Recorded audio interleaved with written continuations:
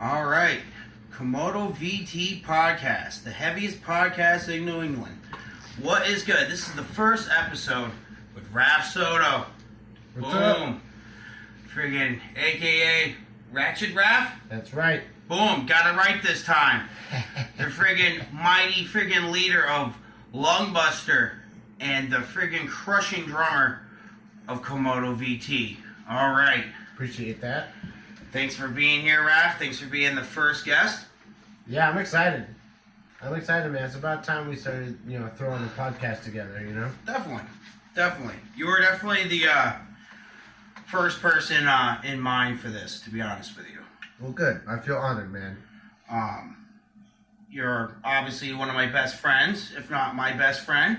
So that was obviously a factor in it. But the big thing is, you're known all over, man, on the East Coast, I don't know if you really think about it, but, going on tour with you, I saw firsthand the amount of people you've reached out to and know on a personal level, on a friend level.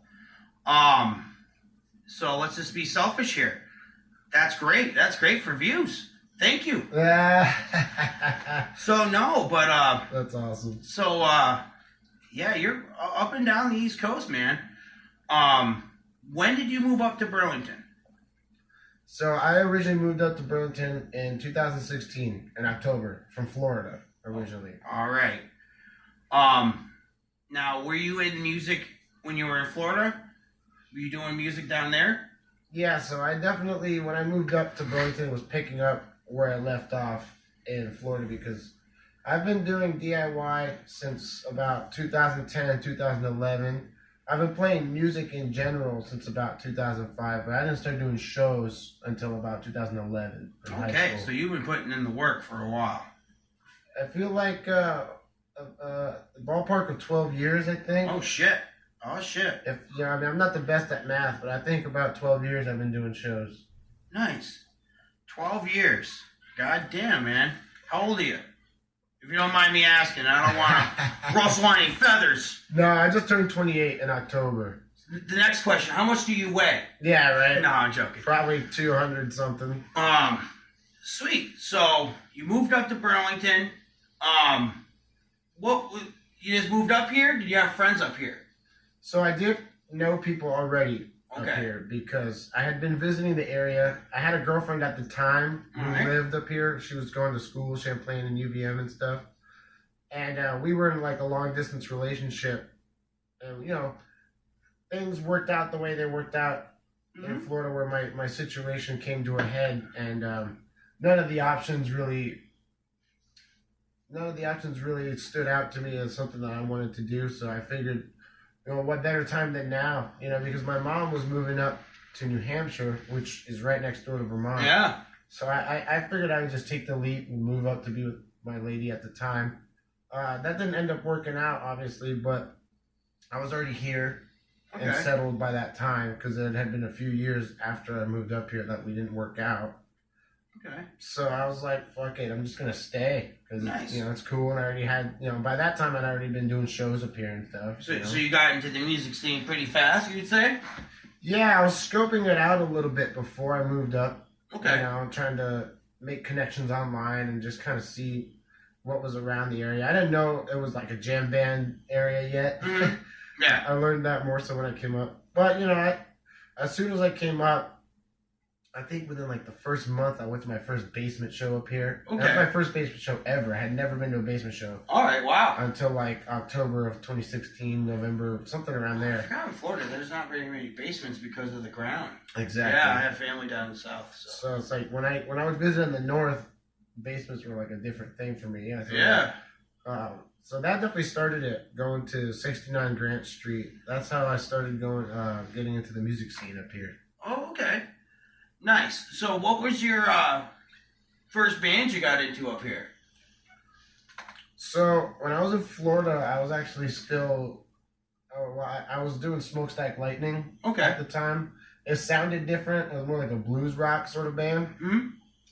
But nonetheless, I was doing Smokestack Lightning, and we were, starting to develop into like a Black Sabbath type of sound. But I didn't really Nice. know much about the drop tuning yet. Okay. But at any rate, so when I moved up here, I tried to get something going, but nothing really worked out. So then I decided to like maybe just try to continue that project with other people. Yeah. So technically, my first actual functioning band up here was just continuing my project from before. Okay. 'Cause they Smokestacks Lightning. Yeah, because they were primarily my songs, anyways. Yeah. So I just Totally. played them with different people, you know. Yep. And so I did the smokestack thing for a few years up here, and that was my first band that obviously led to others, you know. Okay. Awesome. So Red-Handed Records is something that you started up here as well, right? Actually, that's something I brought up here with me too. Oh, okay. That's All right. something I was didn't know doing in that. Florida too. So originally, it was called Cigar City Records, Okay. and that is because in Tampa there's a place called Ybor City, which is like the cigar city. Yep. And I was involved in local music down there, and like that was another DIY label that my buddy and I had started because we had something in high school, Slasher Mini Records. Yep. Shout out David, and you know, that was just kind of like almost like a Fisher Price, like play pretend my first record label sort of thing. We made a few CDs and stickers and things for like local bands, and we had some other like not local bands. Like we had like a small little thing going for high school kids. It was fun. It was cool. But you know that ran its course, and then a few years later, when we were adults outside of high school, we were in a band. So he was in Smokestack. Mm-hmm. You know, we decided that we could take another shot at the record label thing, or DIY label thing. But the name Cigar City Records was actually owned by somebody else. Yeah. And so we basically got told that we needed to change it. So then that's when the Red-Handed Records thing was born. Okay. So that was actually in Florida in like 2015. All right. But then I brought it up here with me, and it has since turned into like a DIY like tape distribution. Okay. Like every once in a while, I'll make a run of cassettes for bands. Okay. Not so much lately because cassette shit's kind of hard to get a hold of nowadays. Yeah. But you know, it turned from more of a group effort into like now like a solo effort. Like every now and then I'll book shows using that name. Yep. Or like I'll do tapes or you know whatever. But yeah, long story short, basically to answer your question, that is something that I brought up from Florida as well. Okay. I just continued up here. Right on. Right on. So your music taste. What were you listening to in Florida? That's a good question, man, because it definitely was a little bit different, right? Okay. Because I didn't really get into the heavy stuff until I moved up here to Vermont, which is kind of funny. Yeah, I was just going to say that. I did it kind of opposite because I was from Florida, right, which is known for like death metal and like all that sort of heavy stuff. But I was really actually into the Grateful Dead pretty heavily at the time because I was dating that girl that I moved up here to be with. Her dad was a like classic New England boomer type of guy into the classic rock and all that stuff. And I had kind of a boomerific music taste growing up too, like into all the classic rock, like Led Zeppelin and Jimi Hendrix and the Doors. So like, you know, the Grateful Dead sort of just fell right into that. But it's not something that I got into until I started smoking a lot of pot. Yeah. And so that was around the time I was hanging out with her dad a lot. So needless to say that I was wicked into the Dead, and into like a lot of blues. Okay. I was a huge blues guy. All right. Howlin' Wolf, Muddy Water, Lightning Hopkins, you know, Nice. Sonny Boy Williamson. Like I was really into like the Delta blues, electric blues, you know, blues rock like Cream. Yeah. Huge Cream, like Eric Clapton and Ginger Baker fan, you know, Jack Bruce. I was really into bands like that, you know, like the 60s, like white boy blues bands. Yeah. Just like ballsy rock and roll, you know what I'm saying? Like totally. I was just in the general sense, ballsy, just in your face rock and roll, you know, Humble Pie, Mountain, Led Zeppelin, Grand Funk, shit like that. But I was also wicked into like the Black Keys. I don't know if you ever listened to their like real early stuff. No. The Black Keys nowadays is more of like a pop, like they're like kind of a clean pop rock band, but like their early stuff was real gritty, like blues rock, and sort of like an homage to Motown type of style song. Okay, yeah, I know Motown. So it was a little different. So I was really into that sort of stuff, like White Stripes, Oh, yes, white yeah. Garage rock. There you go. So Yeah. Garage rock. Ty Segall and shit What like would that. you put like bands like the Muse into? Like alternative rock, experimental rock. I always liked them. So that's I know. Muse is gnarly. Muse is definitely gnarly. I heard that they put on a really good show. Yeah. Smart dudes. I was really into like psychedelic rock. Okay. As well, like heavy psychedelic rock. Like Trippy Delay and stuff like that. King Gizzard was coming on my radar at that time. Nice. Before they got too weird with it. This was around the time of Nonagon Infinity and like In Your Mind Fuzz. So they were still kind of like trippy, fuzzy garage rock. They hadn't got full blown weird with it yet. Yeah. But there's a lot of times in my life where I've gone through like rediscovery periods of bands. Mm-hmm. So like it's all rooted in classic rock for me. Yeah. Because growing up, I didn't know about like a lot of music outside of my parents are Hispanic and also religious. Yeah. So there's a lot of Spanish music and religious music, and like I heard music from like TV show theme songs and stuff. Mm-hmm. But it wasn't until I watched that movie, The School of Rock, with Jack Black. Yep. I still haven't seen that. Dude, that's a classic movie. Yeah. Long story short, he finagles his way into this like substitute teacher gig. Yeah. And like, he's not taking it seriously, but he figures out that the kids can play music. He sees them in the music class. Yeah. And then he just brings in all the instrument and teaches them how to rock, and they become this like rocking band, win the battle of the bands.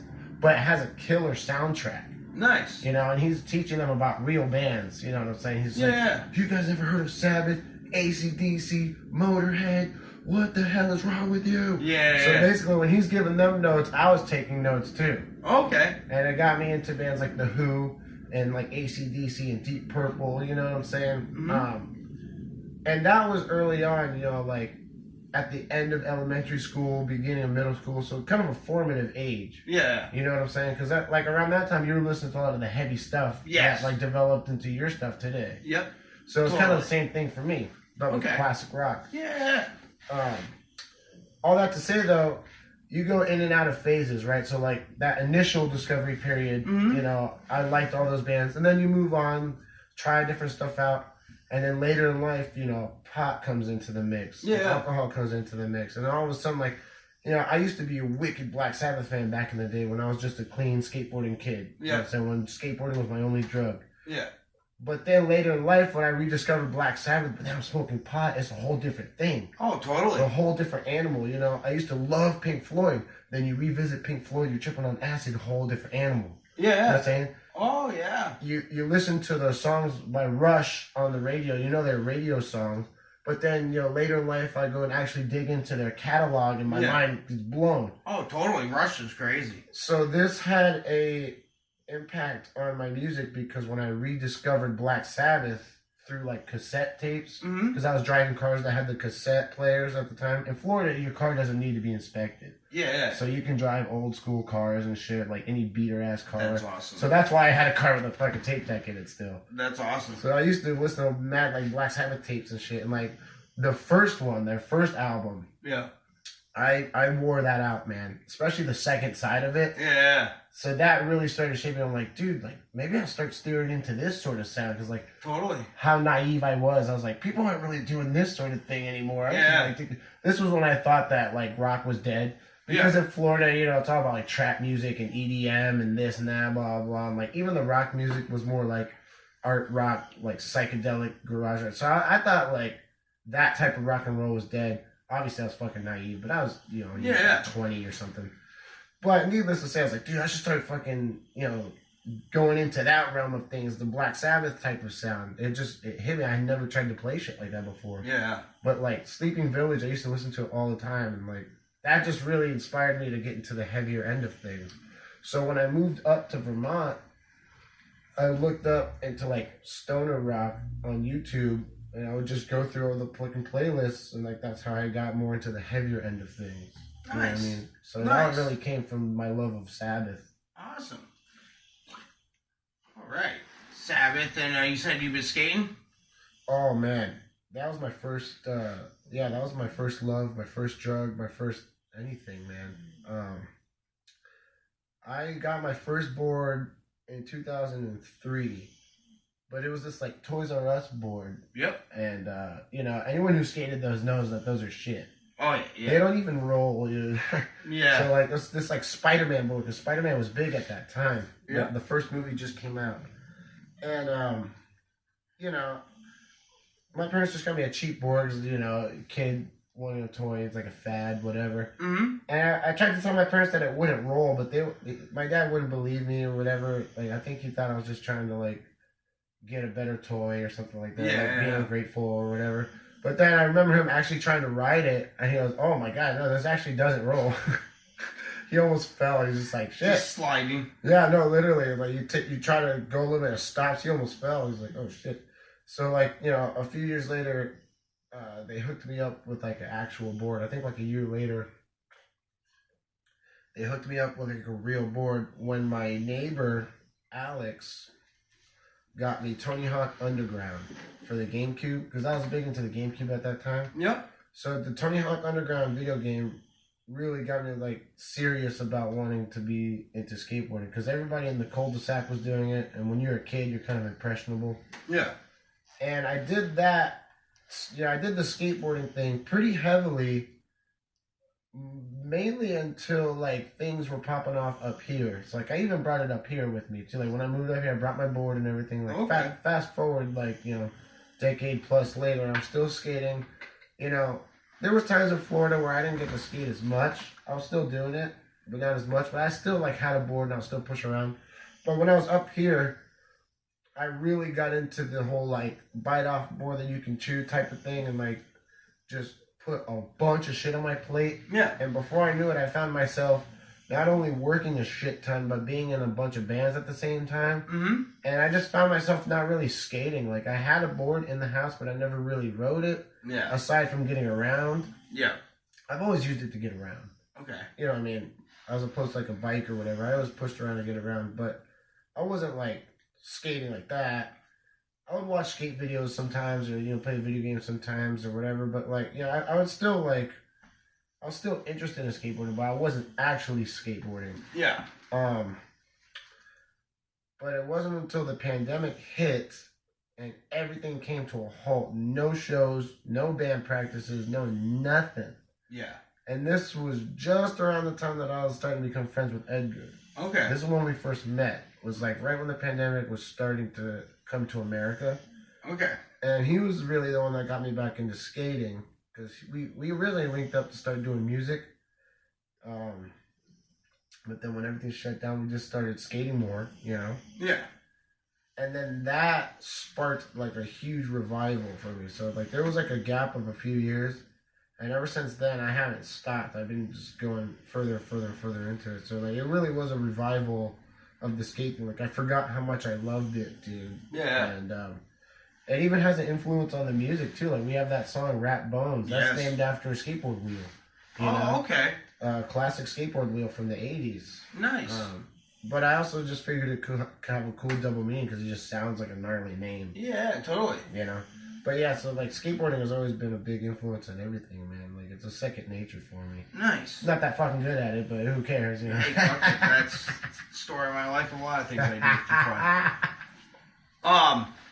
So you would say friggin' music, weed, skating.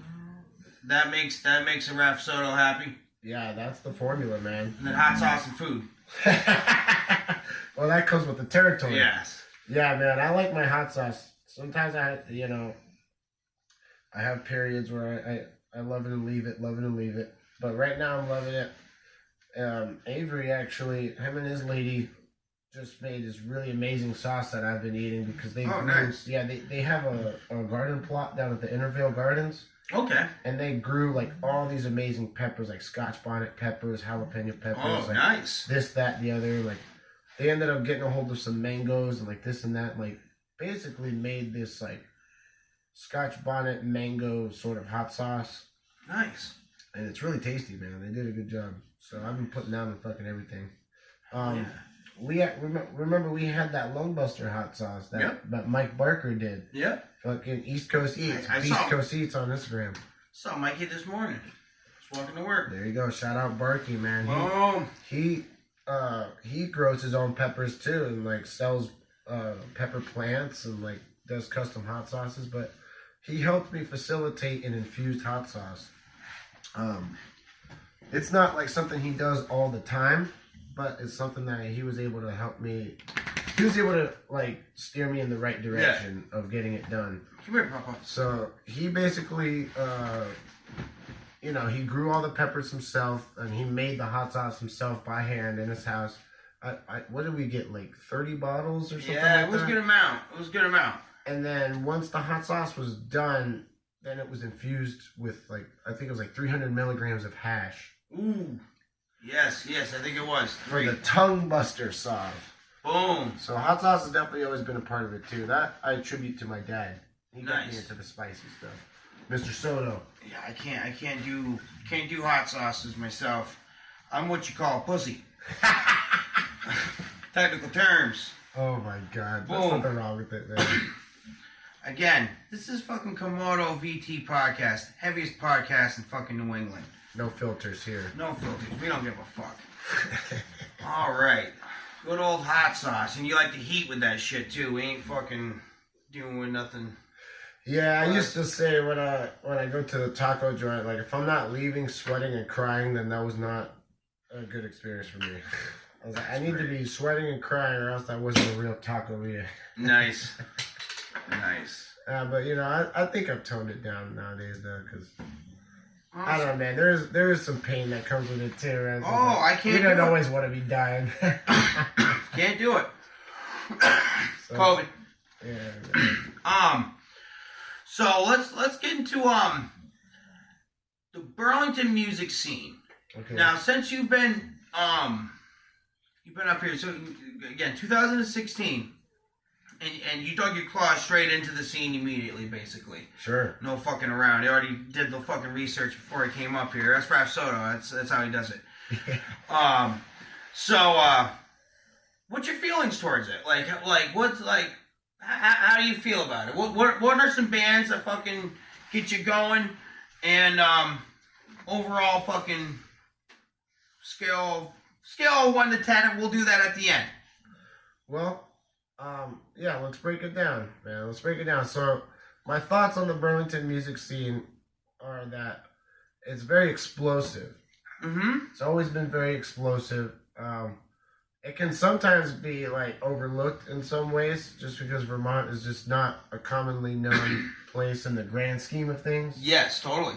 So it's kind of crazy. It's like this little like nugget, right? It's like this little nugget in the middle of nowhere, but there's a shit ton of talent, and it's kind of multi-sectional because you got the college scene and the local scene. Okay. And they're not as like intertwined as one might think. Like they're not completely separated, but they do have their separate worlds going on. Yeah, it's funny. I never thought about it really like that until this summer when you brought me to Basement Show. Yeah, we went to that show. Grease Face? Yeah, it was. Grease Face. Right. Great fucking band. Classic. Love those bands. I felt extremely old. I know, I felt old, so I know you were feeling old. Yeah. But it was an awesome time, and I didn't realize that there was such a separation. Yeah, it's kind of gnarly. I just think it comes down to, like, people don't know. You know? I just don't think it's not to our attention, really. I don't think that a lot of the locals are privy to what's happening in the college scene and vice versa. I don't think a lot of the college kids are privy to what's happening in the local scene. Because they kind of hang in their own groups, right? Like, college kids hang out, like, around the campus or the dorms or their, like, college area of town, like in the Old North End and shit. And then, like, locals kind of stick to their own shit, too. Like, East Sox and fucking OP and shit like that, Not to say that college kids don't go to those bars, too, but, man, it's just sort of like... I know what you mean. Like... People kind of stick to their own comfort zone. Yeah, there you go. That's a way to put it. And so it's like you said, man, it comes down to what's in people's scope. Yep. So that's always why, like, historically, up until recently, I was always really gung-ho about sharing every flyer that I could think of. You know what I'm saying? Just to try to, like, spread it around to different, groups of people, man. And, like, that's the whole thing with the radio show, too, back in the day. Things have changed recently, but initially my initial efforts, it was a hard and lofty task, and I don't know if I ever really fully achieved it, but I have always had the ambition and aspiration to like bridge the gap of the two scenes. Yes, I you know what I mean? You've definitely mentioned that in the years of knowing, and we'll get into how we met later on. Sure. I remember you've mentioned that throughout the years, how trying to bring, and I know you got a radio show. Sure. Does that help? Back in the day, it did. Okay. Maybe not so far back in the day, like a year ago, a year to 2 years ago. Yeah. COVID times a lot different.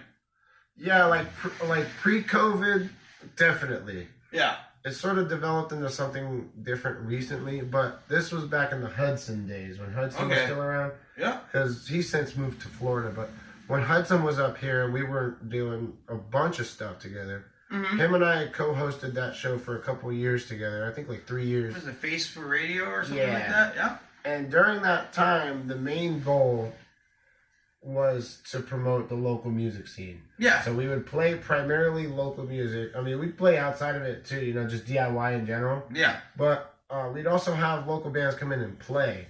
And that was nice. it. That was it right there. Because it was a mixture of college bands and, not college bands. And so we had developed a following for the show with a mixed audience. Yes. So I think in some sort of scale, we were able to widen that audience, right? Just get that mixed bag going.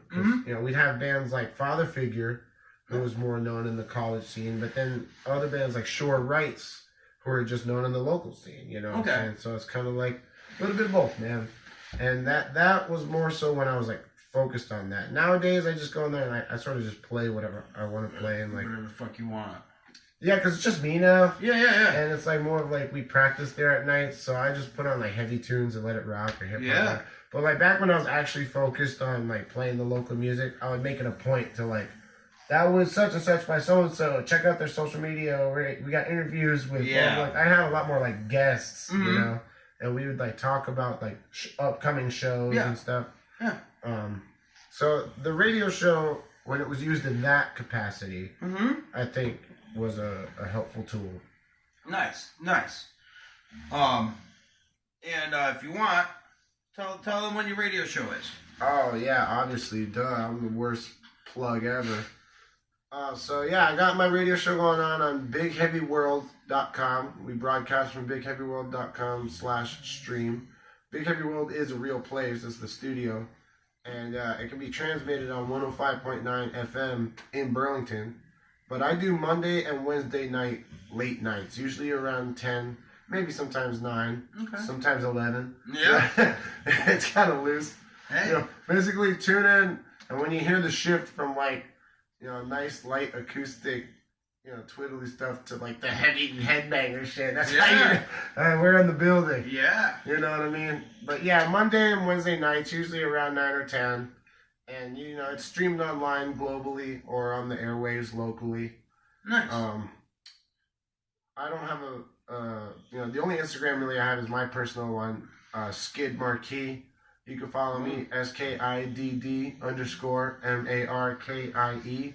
I am the Skid Marquis. Yeah, there you go. So you guys can follow that for any information on the radio show. I usually post on my story a lot about it. Nice. That's mainly where I get most views for the for the radio shows through the story on Instagram. Yeah, totally. I feel that's kind of the lens. It's a good platform. The stories for advertising the show. Hell yeah. 3 bands, local bands that stick out to you, and why? It doesn't matter the order. It doesn't. We're not ranking it.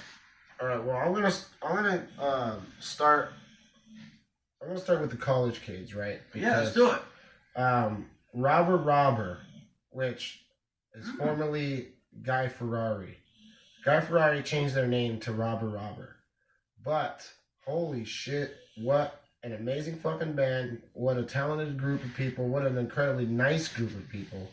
Because they're talented and they're not dicks about it. I've never heard of them. I gotta check them out. Now they're called Robber. Robber? Up until, yeah, like ROBB. Is it a Spotify situation or? Yep, they're on Spotify and all the streaming stuff. They're actually playing at Higher Ground on Sunday with Thus Love and Gift. Sunday 12/11. Obviously, this will probably be out after that. Yes. But still, though, I'm trying to make it to that show. Fuck it, yeah. Thus Love is blowing up. Gift is really good. They're from New York.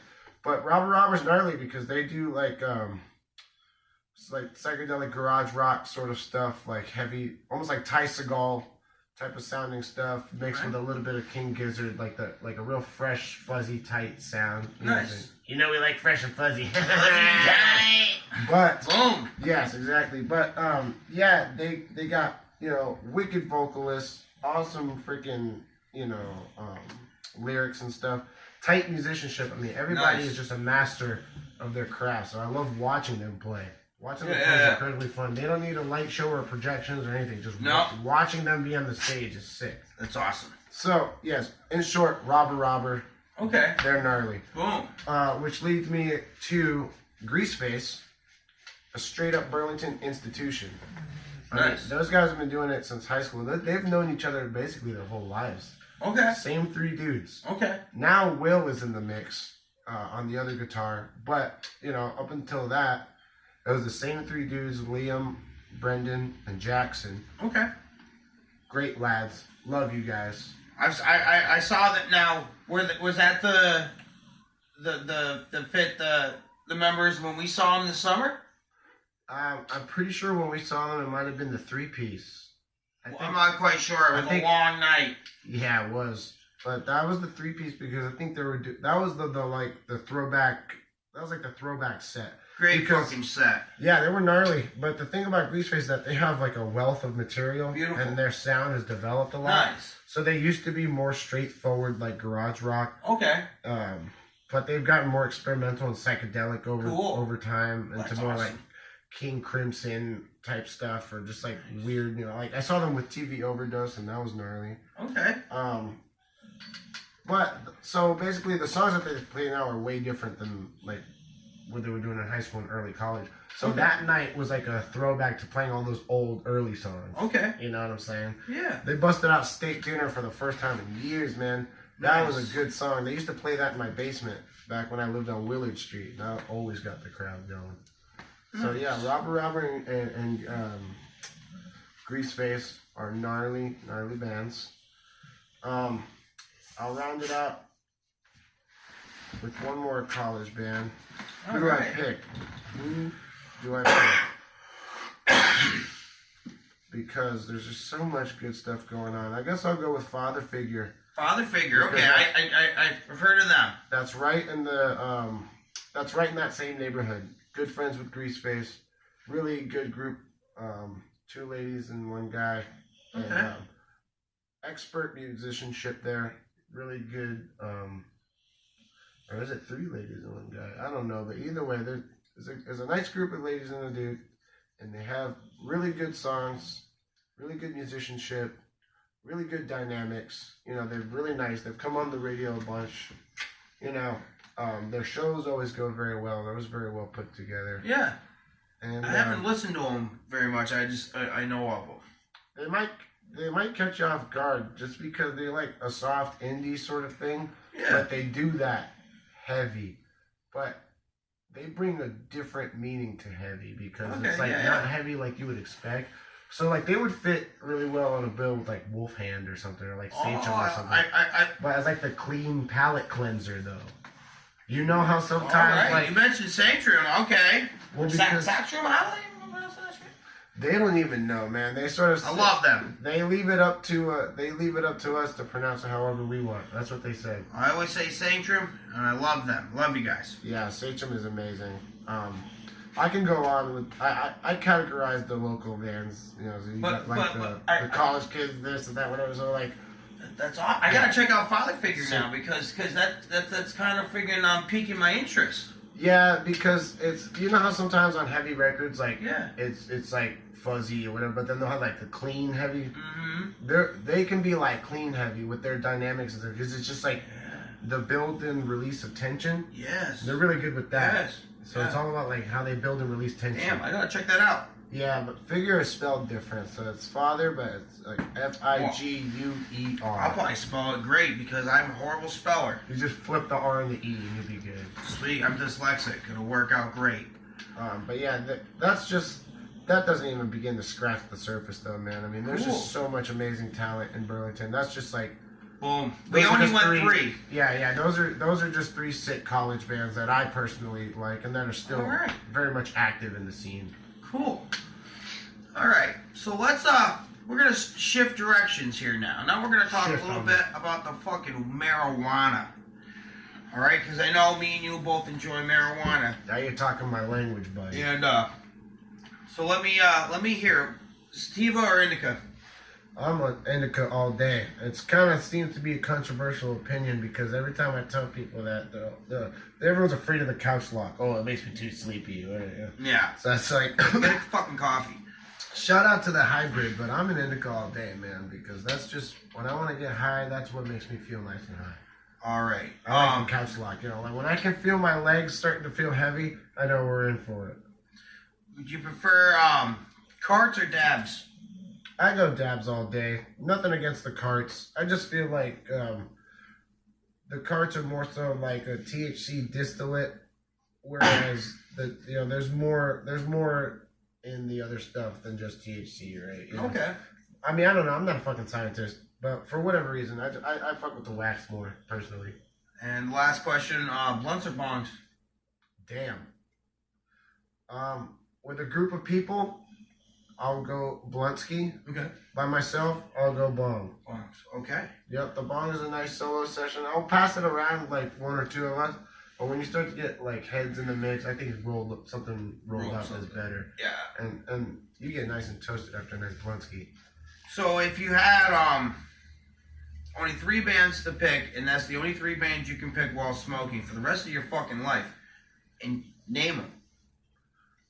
I gotta give the #1 slot to Beelzebub. Beelzebub, okay. I don't care that people say that their shit sounds the same. They don't have a singer. Everyone else can get over it. I mean, it's gonna, Doesn't matter to me. Close-minded people. When you're sitting there and you're blazing it, and it's the background to your blazing, shit's perfect. Okay. So I'm going Beelzebub all day. I'm gonna keep it in the stereotypical bong realm because Bongzilla will probably be my #2. Nice. They grew on me very quickly because I've known about Bongzilla for a while, but like I recently started listening to them again with the rediscovery shit. Mm-hmm. Because I knew about them when I was first coming into the stoner rock stuff, but then when they put out that last record, took them a while, right? Yeah, took them like they had a joke about it. I think it was like 15 years or something. Too stone. But yeah, man. So Bongzilla definitely #2. Beelzebub #1. Yes. And then I would say for the #3 slot, it'd have to be a toss-up between Sabbath or Sleep. You know what I mean? Yeah. Sleep would make the most sense, but Sabbath is timeless.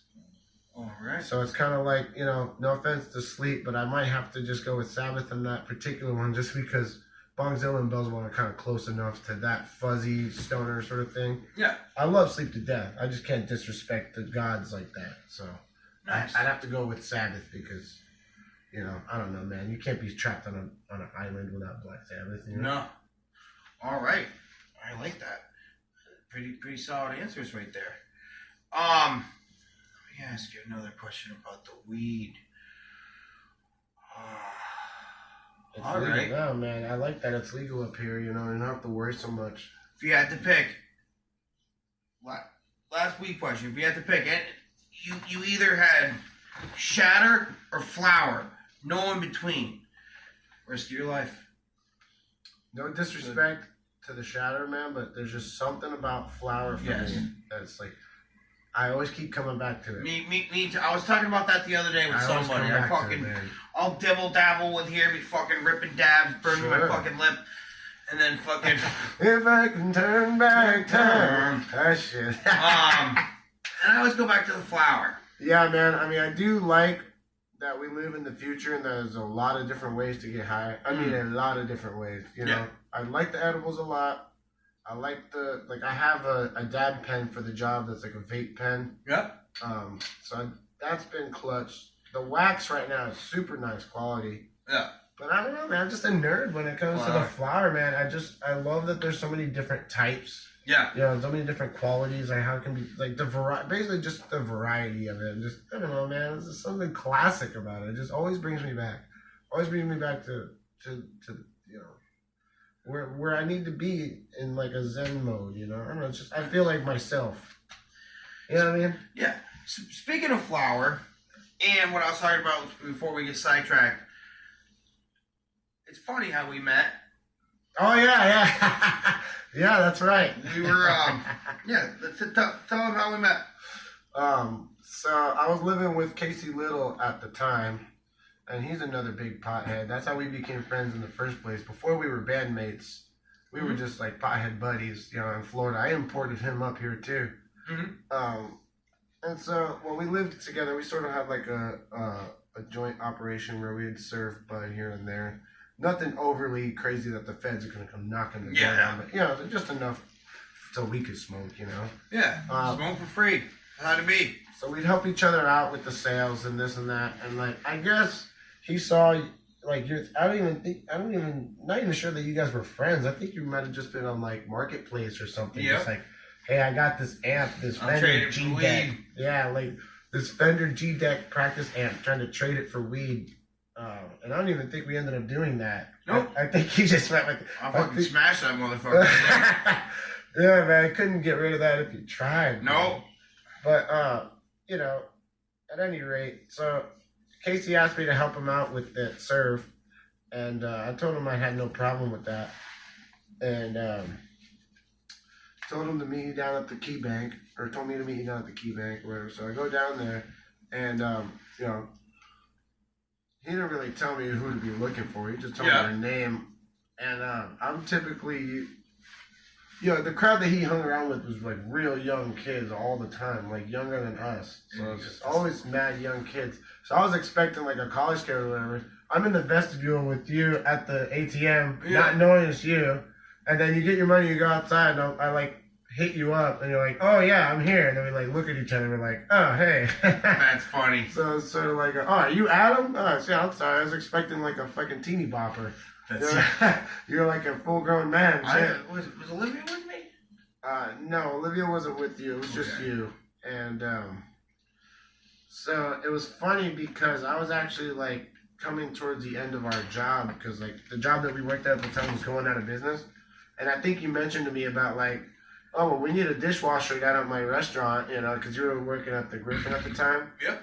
And so I served you the bud, and then like ended up like applying for the Griffin. Yeah. And then so like we had like made an acquaintance at that point, right? So I was just like, okay, you know, if you need bud, hit me up, and I'll come in and apply for that job. I remember coming in for the interview. It was like second time we met. And it was all, you know, it was formal or whatever, like as formal as a restaurant interview could be. Yeah. And I was just kind of like, oh yeah, what's your experience, what's your availability, blah, blah, when can you start? And then, all right, well, basically, if it works for you, you got the gig. All right, cool, I'll come in on this day. And you think you can get the half later? That's so funny. Yeah, like at the end of the interview, it's like, you think I can still get that bud? Like, it's like, so that, you know. That's awesome. It was the beginning of a beautiful friendship, because that was in 2017, I want to say, right? Or was that 18? I think it was 17.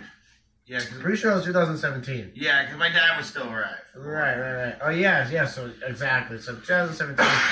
And then, you know, after that, you know, I think a couple times down the road you needed some bud, and then that's, because you lived in St. Paul at the time? Yep. So that's when you sent Olivia up, and she walked up with the dogs to meet me before, and then that's when I met her. Yep. With the dogs. I think it was just Actually, it was just Bree at that time. Yeah. It was just Bree.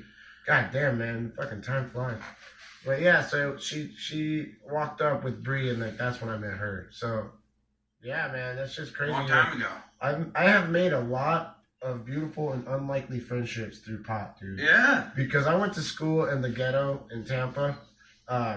Because I went to this high school. It's called like a magnet school. I don't know if they have them up here, but basically it's like they have certain schools that have specialized like art programs and stuff for people. Yeah. So like this particular school had programs with like musical theater, dance. You know, their band and marching band was like best in the county. You know, like orchestra, visual arts like painting and sculpting and all that. So it was one of those. It's like in addition to being a regular school, it had specialized art programs for people who wanted to pursue that sort of career path. You know. Yeah.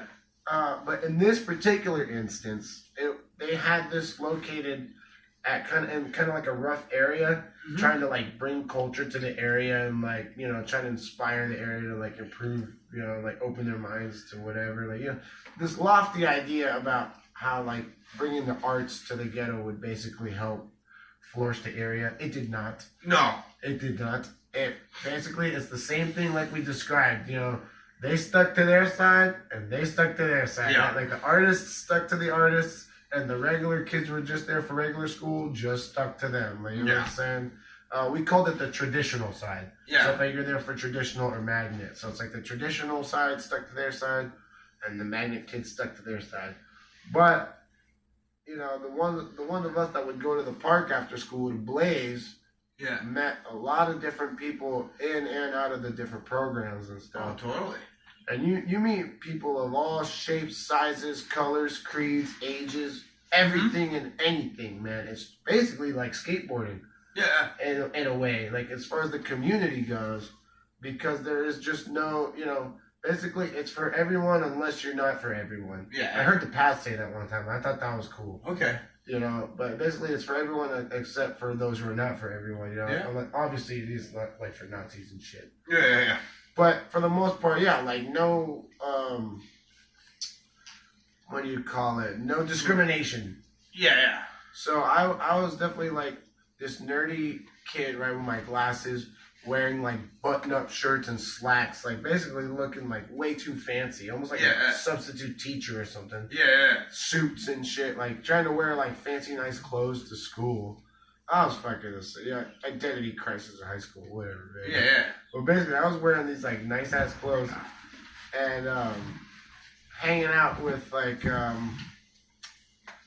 hanging out with basically like kids from around the hood. You know what I'm saying? Like you wouldn't. It was sort of like an Odd Couple sort of thing, right? Like, you wouldn't expect this like basically white nerdy kid hanging out with these like what could be perceived as like thugged out. Like, you know, black or Hispanic or Asian kids or whatever, you know what I'm saying? Not to get overly racial with it, but, you know, Tampa's a mixing pot. Yeah, no, totally. Pot. But, you know,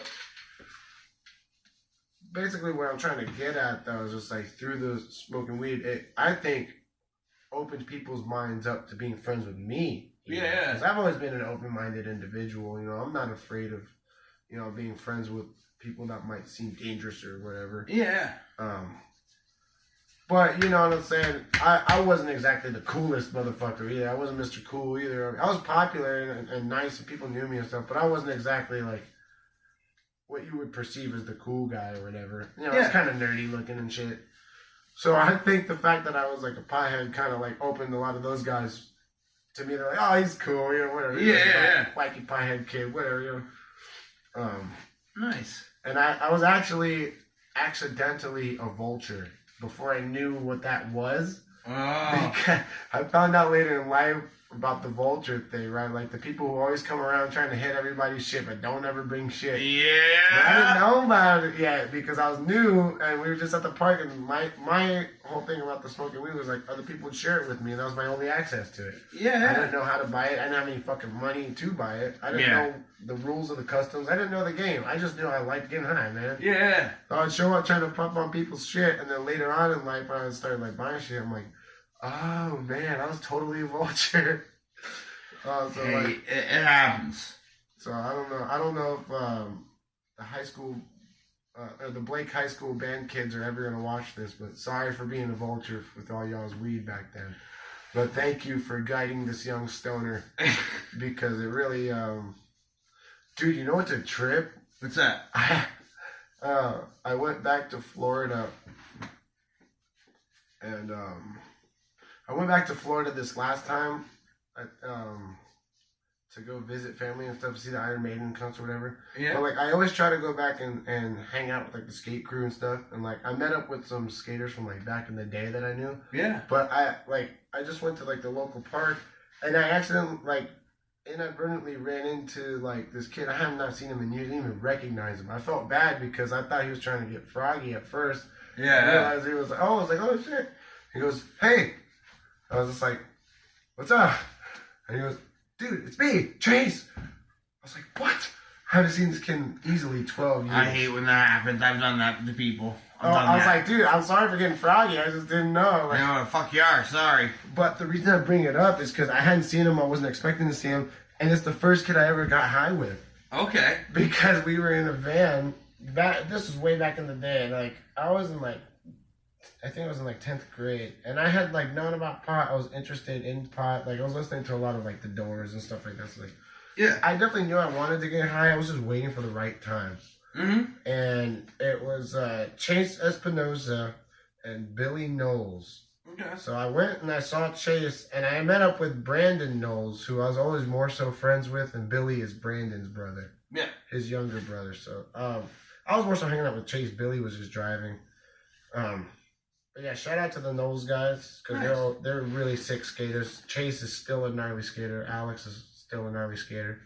But nonetheless, yeah, the first time I ever got stoned was by accident with these two fools, because we were like, they picked me up so we can go to the skate park, but they were gonna go get weed from one of our skater friends like along the way.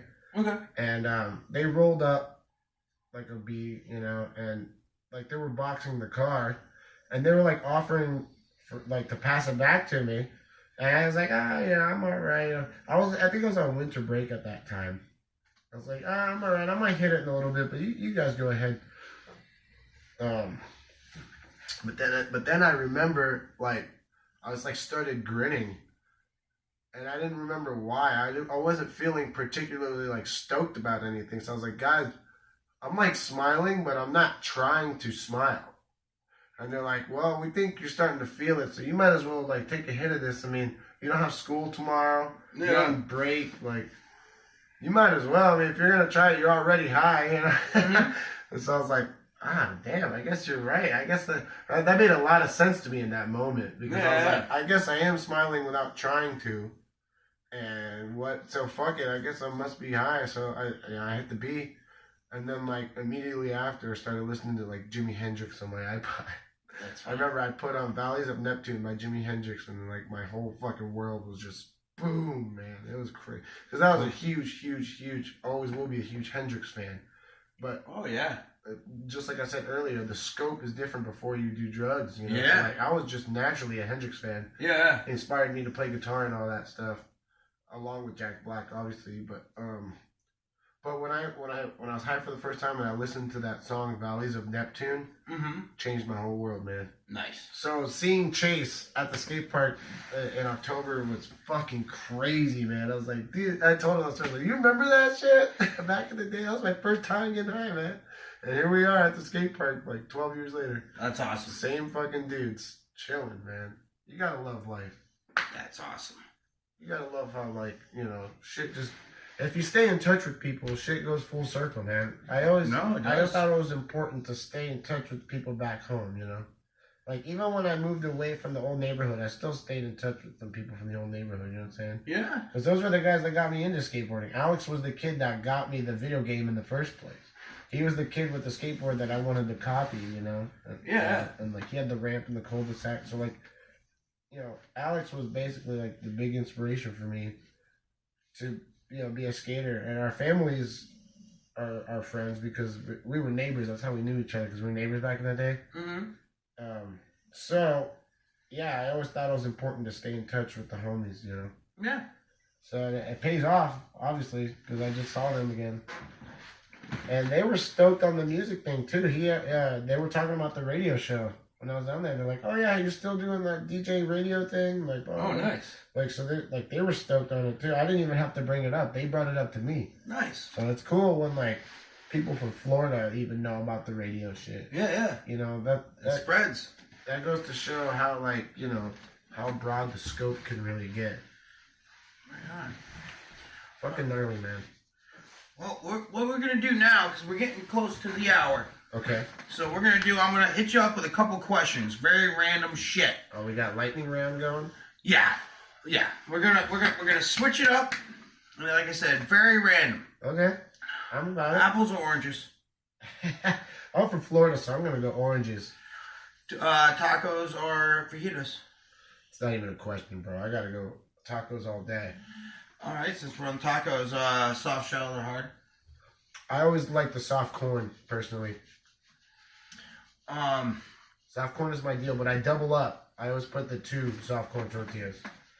longboard or regular skateboard for travel?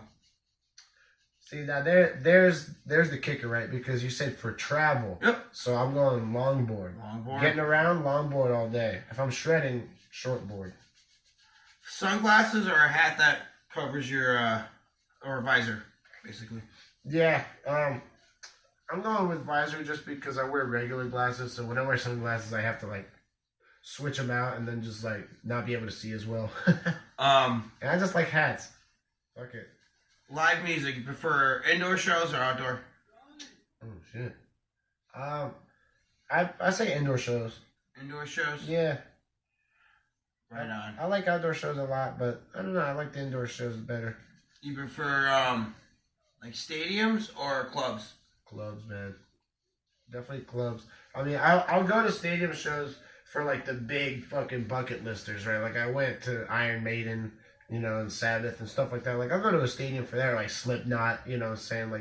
Like big bucket listers that you're obviously not going to be able to see in a small setting. You know what I'm saying? But like the shows that really stand out to me the most are club shows. All right. For sure. So this is going to be the question that's going to get you. This is the last question. This is going to sum it up. Black Sabbath or Motorhead? I might get a lot of flack, but I gotta go Sabbath all day. And I love Lemmy. I think he's the most badass rocker of all time. But Sabbath just had a bigger influence on me personally and my music because Tony Iommi is the fucking man, you know?